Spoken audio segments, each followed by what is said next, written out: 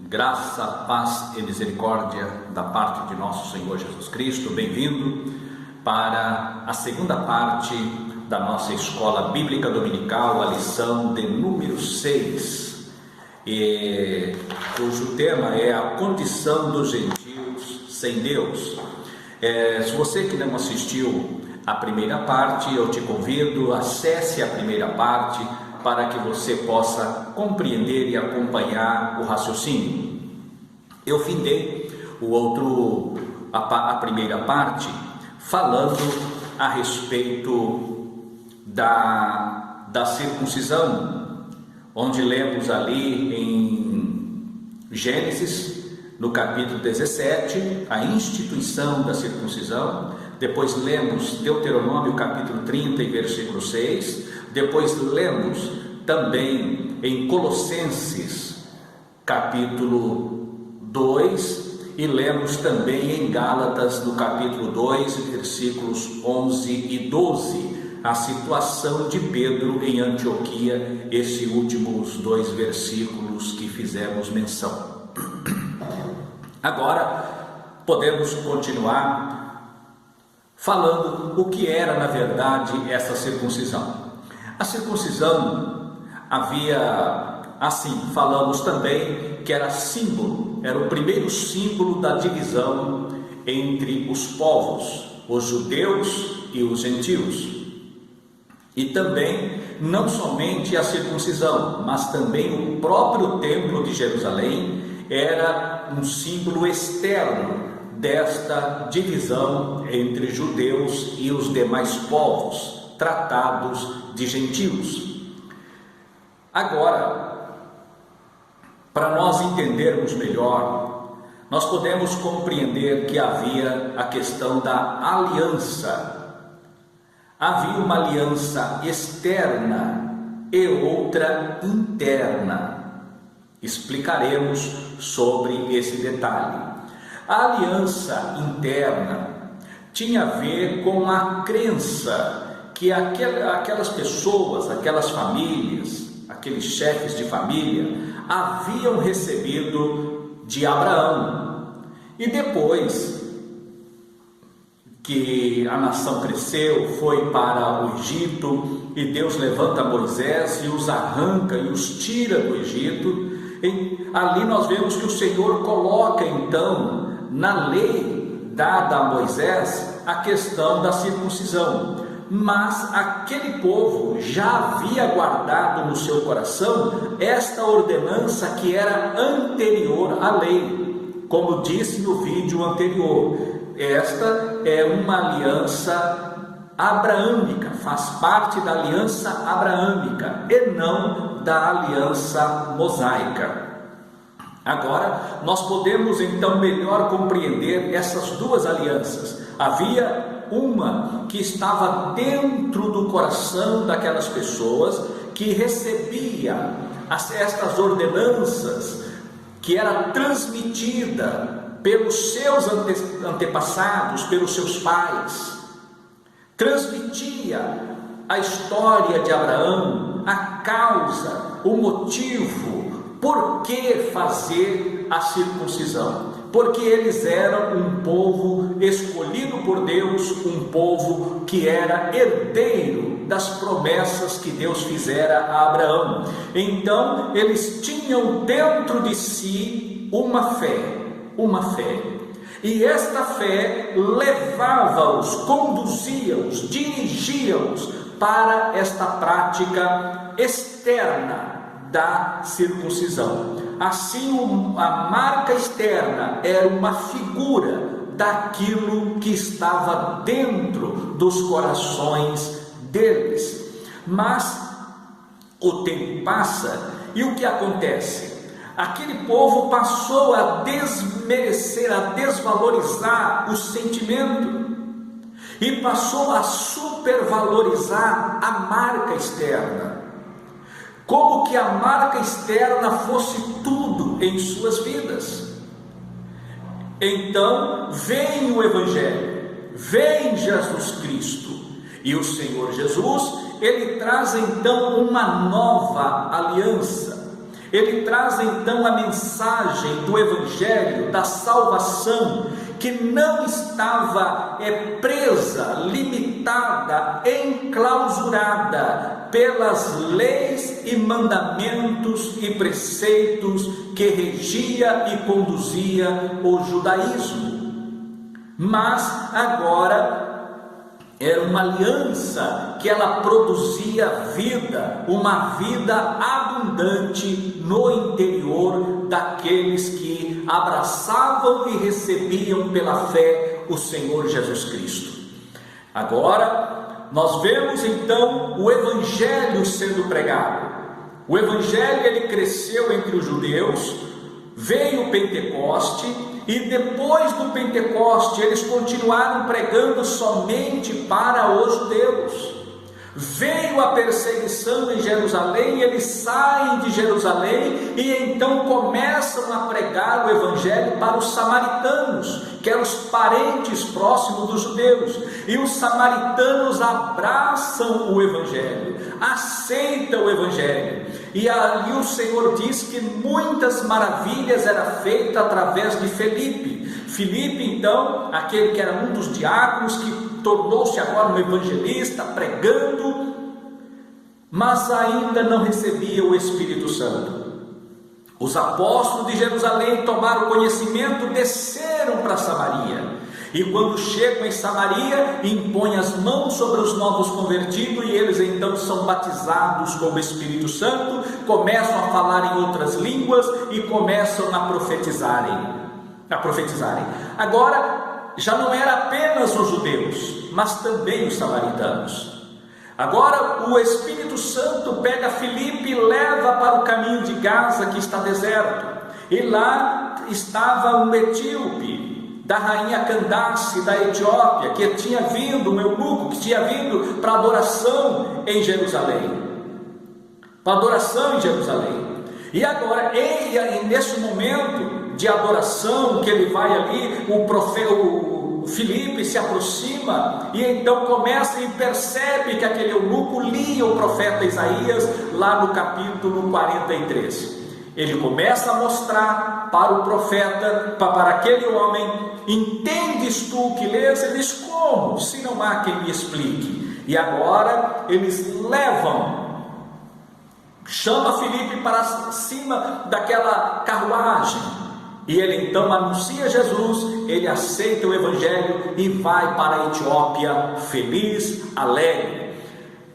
Pedro é avisado sobre um anjo, aliás é avisado uma visão, que desce aquele lençol cheio de animais imundos, e diz aquela voz: Pedro, mata e come. Ele diz: como? Se na minha boca nunca entrou coisa comum ou imunda. Então aquela voz fala para ele, repete a ele, ele diz: não faças tu imundo o que Deus santificou. E isso repete por 3 vezes.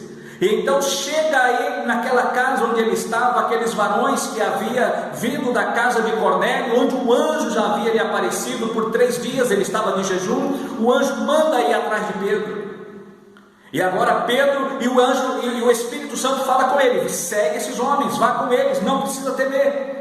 Pedro então vai com eles e passa aquele dia. No dia seguinte vai até a casa de Cornélio, começa a pregar o Evangelho, e ali o Espírito Santo se manifesta sobre os gentios, e ele fala: como posso negar a água para esses que, como nós, no princípio falam em línguas estranhas, recebem o Espírito nas suas vidas? Então ele batiza-os em águas, em nome do Pai, do Filho e do Espírito Santo. Nós vemos agora o apóstolo Paulo, uma vez convertido, nós vemos que os judeus recusam o Evangelho, mas através de Paulo, o Evangelho é anunciado entre os gentios, e a igreja gentílica começa a crescer. E agora, aqueles judeus que tinha na sua mente a questão da circuncisão, começa a trazer outros ensinamentos: não precisa circuncidar, precisa observar a lei de Moisés. Isso leva a ter o primeiro concílio, que está relatado no capítulo 15 de Atos dos Apóstolos. E nesse concílio em Jerusalém, é tratado ali os assuntos a respeito da igreja gentílica. Pedro então explica como lhe aconteceu, que foi o primeiro a pregar para os gentios. E agora Paulo vem e Silas começa a explicar como o evangelho fora bem aceito entre os gentios. E eles dizem então, no capítulo 15 de Atos dos Apóstolos, no versículo 28 e 29, nós encontramos o que o Espírito Santo definiu naquela assembleia.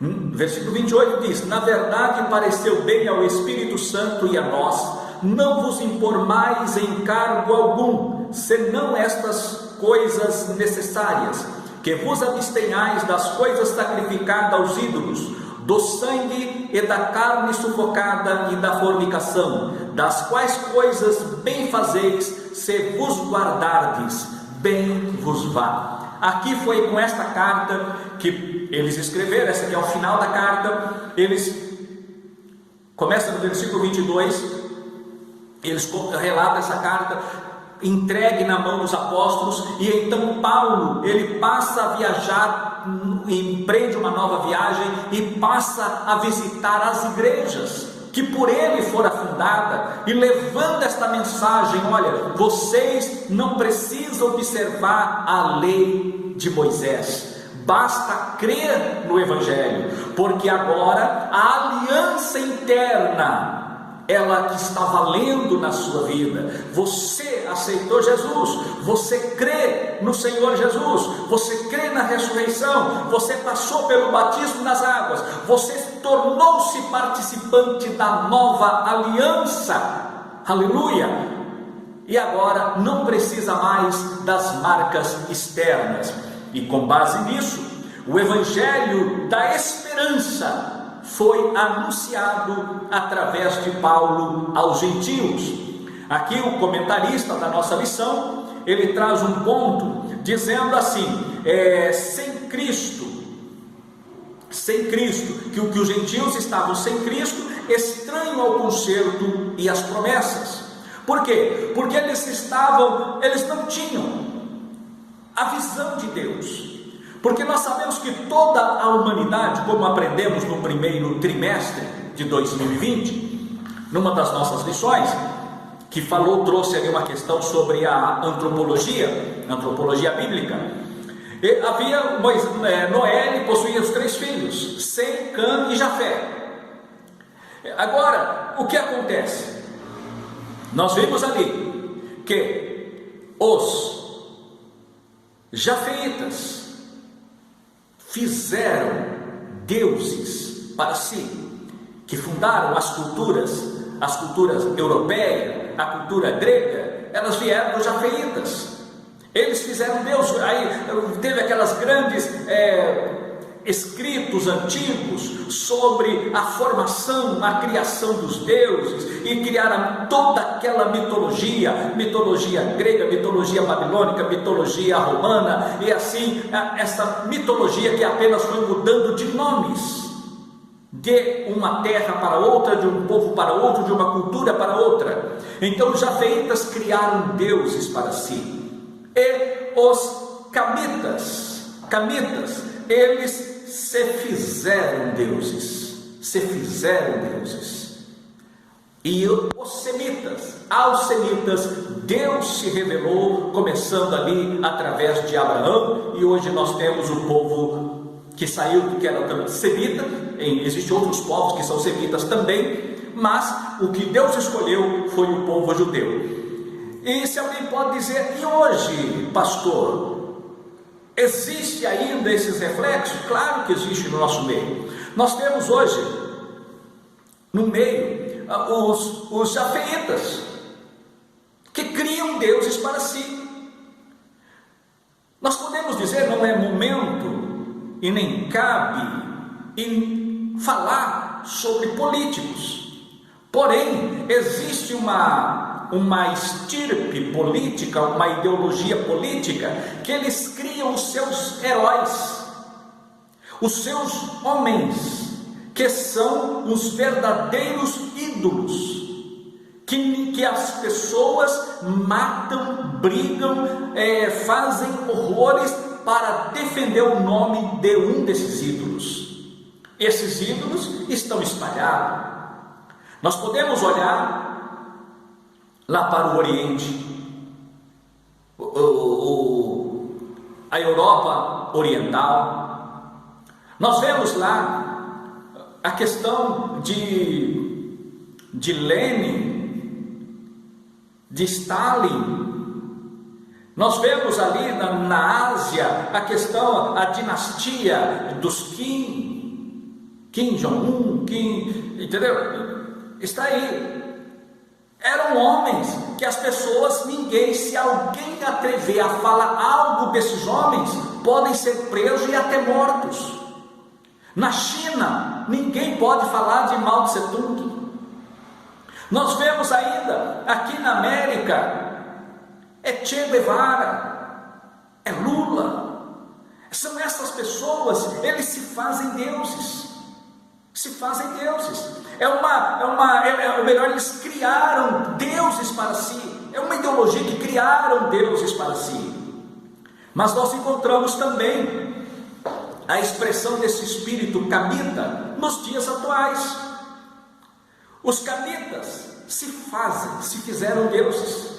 Esse espírito camita que se fizeram deuses estão aí no nosso meio. São aquelas pessoas, o chamado bruxismo moderno, que as pessoas são os magos, os gurus, aquelas pessoas que elas falam e nada está acima delas. São aquelas pessoas que orientam e elas têm aqueles seus seguidores e elas é como se fosse a estrela daquele raciocínio, daquela filosofia. Porém, dentro desta lição, nós temos visto que em nós temos uma aliança eterna, e esta aliança foi Jesus Cristo quem fez lá na cruz do Calvário, mediante o seu sangue que ali foi derramado. O Senhor Jesus, Ele derramou o seu sangue, e através da fé em Cristo Jesus, nós temos agora uma aliança interna. Aquilo que Moisés disse lá nas campinas de Moabe, no capítulo 30 de Deuteronômio, no versículo 6, uma aliança interna. E esta aliança interna é a mesma que o Senhor fala com Jeremias, que aconteceria com a nação de Israel a respeito da nova aliança. É a mesma que nós encontramos lá em Hebreus, no capítulo 8, versículos de 8 a 12. A nova aliança. Então esta aliança, ela veio para quebrar esses paradigmas, o paradigma do judeu e o paradigma do não judeu, para fazer, como nós vamos aprender nas lições futuras, um novo povo. Esse novo povo, quem é esse novo povo? Esse novo povo é a igreja eleita, da qual você faz parte, da qual nós fazemos parte, a igreja eleita. Então, em outro tempo, os gentios estavam sem esperança, sem Deus no mundo, estranho aos concertos, estranho às promessas, não fazia parte, não tinha esperança, alienados do pecado. Mas hoje nós temos uma viva esperança. E a esperança que temos, ela não traz confusão, como diz Paulo escrevendo aos Romanos. A nossa esperança é uma esperança viva, é uma esperança eterna. Hoje nós temos a verdadeira e genuína esperança. E podemos dizer que temos também em nós as duas alianças. Uma é a interna, que é pela fé em Cristo Jesus. E uma outra parte, faceta desta aliança, é a chamada aliança externa, que é através do batismo nas águas. Desculpa. Quando nós passamos pelo batismo nas águas, nós celebramos, mostramos no exterior, como falei na lição anterior, na lição passada, a lição de número 5. Quando nós batismo nas águas, estamos evidenciando, mostrando para o mundo que nascemos de novo, que somos uma nova criatura, que fazemos parte de um novo povo, um povo que vai morar nos céus. Aqui nós encontramos um detalhe que Paulo, em Gálatas, no capítulo 6, na carta do apóstolo São Paulo aos Gálatas, no capítulo 6 e o versículo 17: desde agora ninguém me inquiete, porque trago no meu corpo as marcas do Senhor Jesus. Nós trazemos as marcas do Senhor Jesus na nossa vida. Primeiramente é uma marca interna, salvação pela fé, e depois no nosso exterior, porque o que é a marca do nosso exterior? Eu falei também na última lição, a lição de número 5, no segundo vídeo da lição número 5. Os frutos do Espírito é que testificam a nossa salvação. Logo, os frutos do Espírito são as marcas externas do verdadeiro cristão, de que nós estamos caminhando para os céus, aguardando a vinda de nosso Senhor e Salvador Jesus Cristo. Já não estamos mais, já não podemos, ainda que na carne podemos ser chamados de incircunciso, mas pela fé. A circuncisão não é aquela feita pela mão do homem, mas é aquela do Espírito, trazida no nosso coração. Porque esta marca, ela está escrita na nossa alma, no nosso espírito, está marcada pelo sangue do Cordeiro. Somos salvos em Cristo Jesus para uma nova vida, a qual o Senhor preparou para que andássemos nela. Que Deus nos abençoe e até a próxima lição, se Deus quiser. Que Deus nos abençoe, que Deus nos guarde, proteja você, a sua casa, a sua família, em nome do Senhor Jesus. Amém.